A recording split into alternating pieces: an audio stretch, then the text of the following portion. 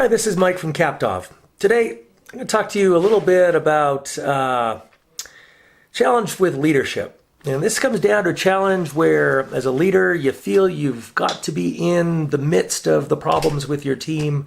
That the notion of being a servant leader is that you're in there solving problems, working with people and your teams to come up with the best solution. You kind of in the midst of your team. So I want to unpack this a bit, but also explain to you how this is actually going to degrade self-organization and not really be servant leadership.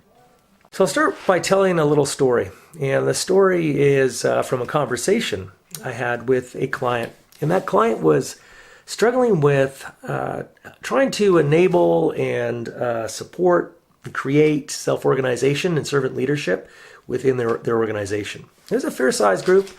About 250 in the group, and this person led the entire organization. Now, they were describing their frustration, but in it they were talking about all of the things that they were doing that they felt should be indicative or giving people, the license to actually be self-organized and be self-empowered.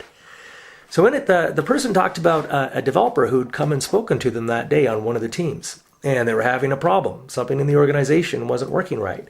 And he quickly made a decision that fixed that problem. And this was, in this person's mind, an example of self-organization and servant leadership.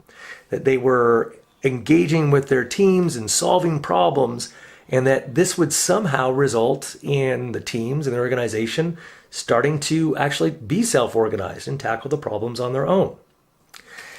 Now, as it turns out, this doesn't do it, and if you don't see why, I'll explain it to you. Really, what this is reinforcing what I'd call a strongman culture, strongman leadership, command and control, where really the decision making and all decisions start with the guy with the biggest stick. Whoever is the most power, everyone waits for that person to make a decision. Until then, people are very fearful of making any decision at all or taking any action at all.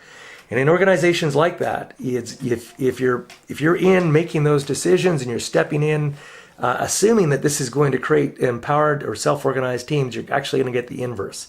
You're going to look like the new big boss with the big stick who's going to come and fix people or fix problems, or I better not step out of line because this person may come in and I'll get the big stick on me.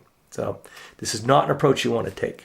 So for self-organization to work, you need to be establishing the bounded context for teams at every level. And I say teams at every level, I mean, at your value stream, delivery teams, development teams, for sure. But on top of that, if you have a management team, well, that needs to be another team that is also self-organized.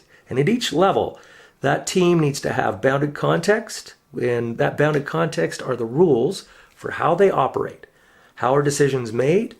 How do they work together within the organization? What is okay and not okay to do? So the rules for how they operate, and on top of that, the bounded context under which they can make decisions. So each level and each group needs to understand, well, where do we go, and or how far can we go in terms of our decisions and what we can make changes to, and where do we go if we need to expand beyond that?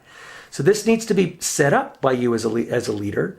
It's not something that is done bottom up. You want to start top down, but establishing what those bounded context is so that people at every level you can start asking questions about what are you doing to address those problems when they bring them up to you, versus going in and solving the problem, which we talked about in the story I just told.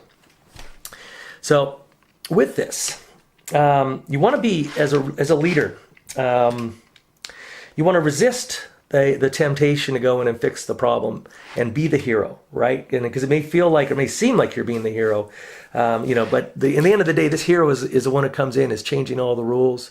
And the changing of the rules is degrading the value of any of those rules. And all you're left with is you and your decision making. And in the rest of the whole organization will become unempowered, not only unempowered, but they'll become frozen out of fear of stepping out of line of your next decision. So here's where you need to go, right? You need to set that bounded context up. You need to make sure it's firm and that teams understand that you intend to respect it, but you also expect them to respect it. And you also demand excellence of those teams, that they're going to be continually working to make things better, to deal with the challenges they have within the context they're able to work in. And then as they move outside of that, who do they go and talk to resolve those challenges? So that you create true self-organization and servant leadership in your organization. Yeah, that's my chat for this week. I hope you like the new format. With that, that's it. Bye-bye.